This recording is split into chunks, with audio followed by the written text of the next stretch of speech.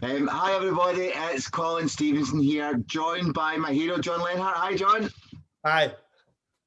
Now, last episode we had, John, was you working at Procter & Gamble and talking about how you manage the kind of project within the company.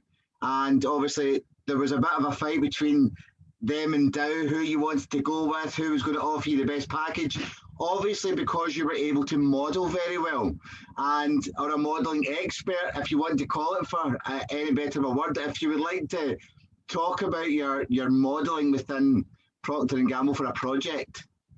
Right. So what happened was I chose the bigger company. And again, I didn't have much of a choice at the time because Procter & Gamble had given me the offer. Dow hadn't given it to me yet. And then Procter & Gamble gave me a deadline. So I took the offer that was in hand. But it was also the bigger company. I got more training. However, I interned on projects. So what I did was I walked around the building during lunch and I interviewed people on their projects. And I walked out of there with the experience of over 200 multi-million-dollar projects. And what happened was I essentially formed this model for our project work. And I became very good at telling other people that project's going to fail unless you do this or this. That project's, going to succeed as long as you're doing this. And people could never tell how I did it. And this really encompasses everything we've been talking about from the beginning, because I know people who are truth savants. They can jump in and manage a project and get it done. I know that. Can they explain to you what they're doing? I'm going to say from a principle level, well enough to make a replication of themselves. Can they make somebody else as good at that? And that's all we've been talking about. Akoff couldn't replicate himself. And I love to find truth savants like yourself, Colin, help you understand yourself so you can replicate yourself. And what I mean by that is somebody, you might have encountered somebody on a project and they helped you through it, but they wouldn't do that same thing to somebody else on a different project. Well, what's the step back? What's the model? So my model is not a list of steps, because that is analysis. I'm telling you, I believe I am the only synthesis systems modeler in the world. And I've challenged everybody that if they think they are a systems modeler that does this at a synthesis level, talk to me, contact me. I'd love to have this interaction. And this is another example of taking this big step backwards and looking at projects. So my model for a project is a tree. Right, okay. So is this like a dendrite in the brain, or is this? No, this is just a tree. So when I look at a project, I see a tree. Now, what are the parts of a tree? Well, the first part of the tree is the seed. Yep. The seed represents the truth or the principle, because what a seed has in it is it has all of the information to replicate and create the tree. That's where all the information is in the seed. So first thing I want to understand from somebody is, what's the truth that you're trying to express? When I do that as a person, which I did to you, Colin, it's like, I want to know your uniqueness or your unique truth, because then I'm going to help that seed grow. Yep. So the first step I do in a project is, what's the truth, or what is the main thing you are trying to express that everything's going to hang on and everything's going to go through? Yeah. So just while you talk about that, anyone that knows what I do with my client says that I read them through cards. I take that step back, I look the opposite direction of what they're doing, what they're saying, and I read the energy and I vibe it. That's how I work Compassion Server. I find out my uniqueness through you, my truth through you, because you've given me the words to be able to replicate that, okay? Now, when I'm talking to people and I get a card called the Jack of Wands or the Page of Wands, this usually stands for a person with a project and their work and a business. Now, I, exactly the same as you, use the fruit tree in the background, so it's nothing to do with the actual picture. And I say to them, the last thing to grow on the fruit tree is the fruit. So how do you start off? You fertilize the ground, you get the pH neutral, you then plant the seed, which then goes into a root and then grows. The tree trunk then becomes stronger to hold the foliage. Once the foliage starts to pull down, it goes stronger, and then the fruit grows last. Exactly what you've just said to me, and you and I don't plan this. So what you've said to me in their model is what I say to them about their business, and that's why I laughed when you came out there. That was amazing. So let's go through all those steps. You just big pictured all the way to the end. So the second step is the soil. That seed is going to go in the soil, and the soil is the culture, the surroundings of that truth. What is surrounding and nurturing that truth? Now, there's a French word, terroir, and that's about as good as I'm going to pronounce it. I hear French people pronounce it, there's a lot more almost syllables in that word. And the terroir is basically the uniqueness of that ground. So you could have a plot of land next to my plot of land, and your plot of land would be distinct from mine, and the best grape that could grow in your plot of land would be different than the grape in my plot of land. So the terroir is basically the essence, and I say that's the culture. So when I look at a company, when I look at a project, it's like, what's the culture surrounding this? What's the type of people? And we talked about a culture is these humans syncing up their thought processes. What's that culture? How do they hire people? How do they train people? That's the culture surrounding this project. And you, I guess, would talk about the people they interact with surrounding them. Oh, yeah, 100%. So while the way we interact, so it could be the people that we're interacting with at present that's not allowing the seed to grow, or it could be that we need to find a new piece of ground to allow us to open up and allow the roots to come out. So either way, there's got to be a change in the person's behavior or a change in the person's life in some sort of degree to allow this to open up, because it's not working at the moment. Right. So you could plow up that soil, if it needs to be turned over, the culture's bad. You can, like you said, fertilize it, which I'd say is the training and the hiring and the things, those are all things. So now the third step, this is the one that always throws people. Water, I see as leadership. Yep. And then we're going to see as we go through this model, the water becomes very important because leadership affects this entire tree. So whenever I think of leadership, who is leading this project? They're the water. They're the water source. How clean is that water? How much is that water? How often do they water? How often do they interact? Do they not drown? You don't want to drown the seed. You know what I mean? But there's leadership it's in a conjunctive. So I see water as leadership.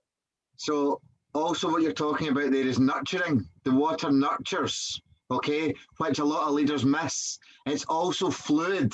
They can't be fluid and flow until they understand themselves. So the project's going to come with the amount of information and the understanding that the person that is running the project has of themselves before they even look at anything else. Exactly. And we're gonna keep bringing up the water, especially at the end here. Okay. So the next part is the sun. So now the sun is this energy. Sun is energy. That's what it is. It provides energy, and not all of the sunlight is good. Some of it's good, some of it's destructive. What I like to see the sun is the energy that comes from new, and I'll even say disruptive ideas. Like, how much sun is your tree getting? Is your project getting? How many new creative? That's all the creative and the out of this world ideas that your project experiences. Yep. So you do what you've always done. You'll have what you've always had.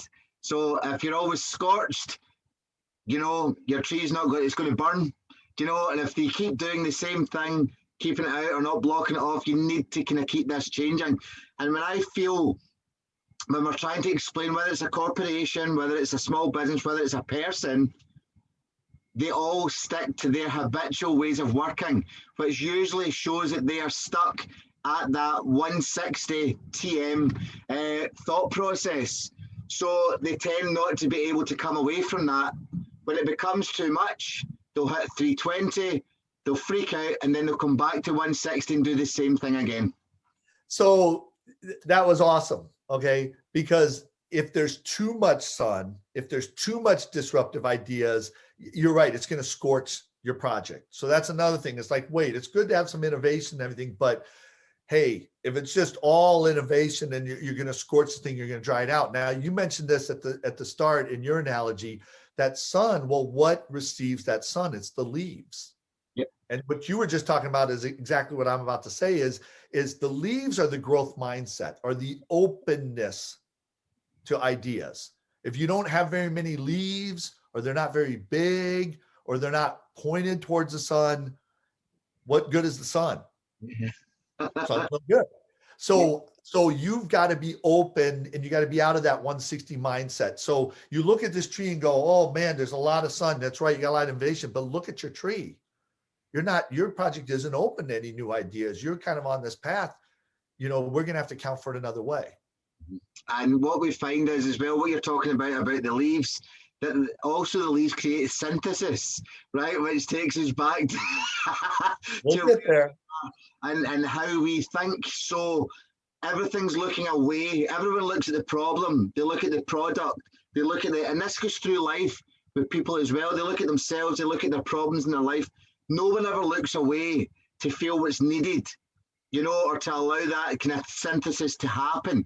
And I believe this is where everybody gets stuck, and why your model is the only one that I know of in the world that's able to take anybody forward. Right. So you just led right into the next step here. So the leaves is where photosynthesis occurs. Yep. And we're going to talk about that a little later, but we are going to talk about it right here. So the leaf is where the tree is created. Yep. And so one of my favorite questions to ask people is, when you take a tree and you basically, if you were to take a tree, a fully grown tree, and reduce it to all of its elements, yep, that tree is carbon. Yep, 100%. So where did the weight of that tree come from? The water. No, there's no carbon in water. Water's a part of it, and we're going to talk about it. But where did the actual weight? Water's going to facilitate that, but where did the carbon come from? That tree, think about this for a second. I love to throw this at people. Yeah. That tree is what we all look at and say, it's a great tree. It's a physical, tangible tree, and it's made up of carbon. That's an effect. What's the cause of that tree? Where did that tree come from? Where did the carbon come from? The intention. So the energy, so that it creates the creativity, But where did the actual carbon? The air.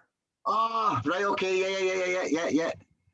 Photosynthesis is the leaf taking carbon dioxide from the air, cutting off the oxygen and giving it back, and keeping the carbon. Yeah.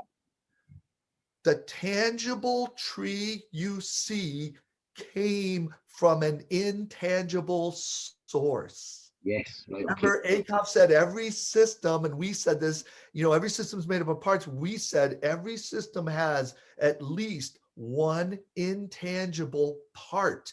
And if you don't account for the intangible part, we would say the uniqueness of the individual, then you are an analytical systems thinker, and you're missing out on this. Yeah. The weight of the tree comes from an intangible source, and that air is information. Yeah. Information's intangible. So this is where people they want to analyze. Project is a list of tasks. It's all tangible. No, the weight of that tree and that project you see always, everything we see tangibly has an intangible cause. Yeah. We have an idea, and then we build a building. The intangible is always the cause. The tangible is always the effect. And when we try to make the tangible a cause, that's when we have mental and emotional issues. And when we try to make the intangible an effect, that's when we got really bad emotional and mental issues. Intangible is a cause. So that's when you look at this project and you look at life, the intangible is the cause. The air is the source of the weight of that tree, which is really just mind-blowing if you think about it. Absolutely. And I'm mind-blown actually thinking about it there, because you think the water, which trees, as much as they strip it back to carbon, it holds so much water to allow it to grow, etc., which would be the kind of boss, the director, whatever you want to call it. But then you never think about it. See, I'm quite good at kind of opening my mind, and I would never have thought about the air for Right. so that's So the last thing is you mentioned at the start is the fruit. yeah. And fruit is the replication, it's the profitability. Remember that fruit can make another tree. Yeah. It's got seed in it. Is your project going to replicate Yeah. people? Are people going to come from your project able to replicate what you did? Did you create something that is so healthy it Yeah. could replicate itself? Yeah. So when I speak to people about that, it's about obviously the fruit is where they reap the benefits, but it's also where the other people reap the benefits as well. It's not just about the business, it's about everybody working in tandem. So that'll be them with their business with their family time, and as an individual.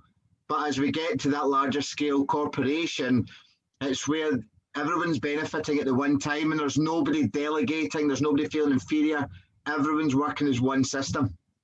It's profitability. Yeah. The profitability of your project is the fruit. How profitable is your project? How's the fruit? And you're not going to get fruit unless you have all these other things. Now, water, the leader, will pull nutrients out of the culture, the soil, towards the tree. Water, like you already said, works in photosynthesis. Photosynthesis does not work without water. Part of photosynthesis is you need to have the carbon dioxide with the chlorophyll, and you need water. And so leadership or water is there, to build up this project. It's a vital force. And then water is really, the leadership is in that fruit. Those fruit ends up taking up more water really than the entire tree. I mean, you cut a tree down, yeah, there's water in it, but you can dry it out and you don't really lose a lot of water. Most of that is carbon. So when I look at a project, I'm always saying I'm accounting for everything. And I see in my head a tree that this tree isn't growing because it doesn't have the right seed, or you're looking for this tree, but your seed is a different tree, or the soil, and you got to break up that soil. You got to fertilize that soil, or you've got to, that's what I'm doing when I'm assessing a project. I'm looking through this to see where people are. Yeah. So the way that you work though is that while you're assessing, you're not assessing the tangible, you're always looking at the intangible. And this is what makes you different, and your training that you've given to me over the last couple of years, etc., allows us to see things from a totally different angle.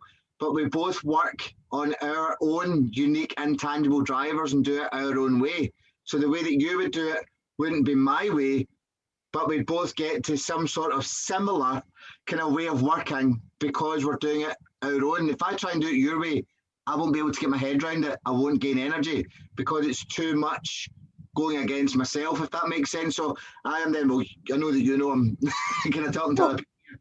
But you're a different tree. Yeah. You have a different tree, a different seed, a different uniqueness. And that's where people get in trouble, is they're trying to make their tree. If I try to make my tree into you, and that's what I said to you, over a year ago, is, Colin, you're this tree. Stop going on LinkedIn and being that tree. Be this tree. Now, there's two other techniques that I learned and taught people. So to be a leader in this and to be generative, I want to share these really quickly because it kind of speaks to uniqueness in projects. So what I do, and I've done this several times, one of my expertises is when people are at a standstill, I can say, schedule a 1-hour meeting and I will get this project forward in 1 hour. And I have these steps I go through. So the first step I go through is the divergent phase. So I will go in the room and I'll say, what's the issue? And what tends to happen is they'll say, we need to hire more employees. And what I'll do, I love doing this every time. I'll write, hire more employees. I'll put a line on top of that. And then I'll write issue with a question mark. And I'll say, that's a solution. What's the issue? And part of the reason they can't get forward is they're again, cause and effect. The issue is the cause. The solution's the effect. When they state an effect as a cause, they're stuck. All of a sudden now they're like, wait, what is the issue? The issue is we're not responding to our customers within 24 hours. Yep. Boom, divergent or brainstorming. What are all the ways to address that? I can fill up a board now. It's really easy. Now I'll tell you something I do that I think you do naturally is I love to go all the way around the room. Let's say there's 8 people in the room. I love to list everything. It's all listed so they know what they're sharing gets listed, no bad ideas. And when they all think they're done, I say, okay, Now we're going around the room one more time, and everybody has to come up with an idea. And what I just did was push everybody to 10. Yeah. I just made everybody state anything. The stupid idea that your unconscious knows is right, but you would never consciously say. And what happens is somebody states an idea and then goes, oh, this is stupid, but they state it. And then someone else says it and makes fun of that person. Then the third person goes, here's the thing is my idea was going to be this, but the first guy said this. And I'm thinking, what's wrong with this? There's your idea. Yeah. Like, boom. Like the creative ideas are always in that last round. And I'm just going through the exercise to burn their 80 out so that now we can get to 10. It's like an episode of House. House spends 55 minutes doing 80. And when he's done, he's got to do a 10 and he solves it. So now we have normally at the end, we got 2 or 3 really creative ideas. Yeah. But what I like to do now is the second step is assimilation. So if you imagine I went like this, I usually draw it like this. Assimilation is organization. I come up with some sort of spectrum and I put all the ideas on that spectrum. So it could be from stuff that costs the most to cost the least, or stuff we can do immediately to stuff that take a while, or stuff that's more research to stuff that's more customer focused. And I organize all those things on the list. Now I'm not done with the first step yet, because if there's a section that's missing, we can look at when we organize it, we go, we never came up any ideas for how to upgrade the software in our system or how or any training. Look, we had no training ideas. Now we can go back to the divergent phase and brainstorm some training things. So now I'm doing the second step to see if we're really done with the first. Yeah. If everything's filled in, we're done with the first, there's no more brainstorming, don't want to go back, not doing this. Okay. Now what we do is convergence. The third level is convergence. And the key to convergence is not to pick the idea that's the best. It's to get rid of all the bad ideas. Yep. So this is the part we talked about contrastive thinking. Is you can't look at the list and go, let's go with this. It's like it won't show up. All we know for sure is what isn't true. We start crossing out the ideas that aren't going to work, that are wrong. Don't worry about what's right. Yeah. We start knocking them out. What happens is we'll get down to, let's say, 3 to 7 ideas, and all of a sudden we'll go, well, there it is. We could take these 2 ideas, put it together, and attack it this way. We could put these 3, and that would be an option. We have 3 options. We have 3 ways to go forward in this project, and it's these 3 ideas. And the last step is execution. Now go do it. I can do that whole system in less than an hour. And I've taken people through very contentious meetings by having this model. Now that model is going to come up later in my story, because everybody likes to do 2 of those 4. And I like to do the middle 2. I'm very much an assimilator and a converger. Yep. Entrepreneurs are divergers and executors. Entrepreneurs got a lot of ideas and they want to go right now. And so, but it's really important. You can be all these different levels, but when I help people and I executive coach people, I help them find out which 2 they are. I help them figure out the people they're dealing with, what they are, and it removes a lot of sources of problems, but it also helps the project get forward, because every project goes through those 4 phases. Yep. So when you look at what I was talking about, a project, now I just gave you a measure globally to go, what phase are you in your project? Because you don't have to do that in a moment. I do those 4 stages to get a project through an issue in the moment that's down the line. But when you're doing your project, the first phase of your project is, what are all ideas? So that's the steps that every project goes through. That's mega. So the way that you just described that is similar to what I do with families, and what I do when I'm kind of coaching and mentoring a person. I do the exact same thing in the family. So they'll say, I need my husband or I need my wife to stop doing this. So again, I don't do the line, because that's an amazing way to do it, and I probably will steal that now. But I do it in my head, and I'll be like, okay, so what's the actual problem? Why do you want them to do that? And this is where they go, and I'll say, okay, so the problem's not really with them. The problem's with you wanting them to do that, because they're not harming you by, no, they're not. So what you're doing here is kind of ego driven, and it's to do with you having control, feeling maybe slightly weak. And they just start going, We can totally, and it starts. So really, you have to change your perspective, your perception. You have to be more open to understanding, accepting, and the like. And it's the exact same thing. So we've not got as many as a team to be able to go for different ideas, but they've answered it themselves. By just saying two things. Right. It's causality. It's their brain is they put an effect in place of a cause and they can't get forward. So the last thing I'm going to do, and it's a technique that I've modified from Covey. Covey has this thing where they talk about everything's either urgent or not urgent, important or not important. And so what'll happen is when you're in these cross-functional teams and you're leading, so I'm leading advertising and marketing and the plant and product development. I'm leading all these different groups and they're all fighting. What I'll do is I'll say, what are the things that we got to do, all the tasks, and I'll draw the box, urgent, important, not urgent, important, and I'll ask each cross-functional team to put the thing they want in the boxes. Okay. Because right away, we'll see the issue is if one people believe this is urgent, important, and another one doesn't, that's the issue. And then we got to figure that out. When I go into companies, and I've done this, I've been on boards, and I've done this. I can remember the first time I was on this one board, I came in and they said, we got all these problems.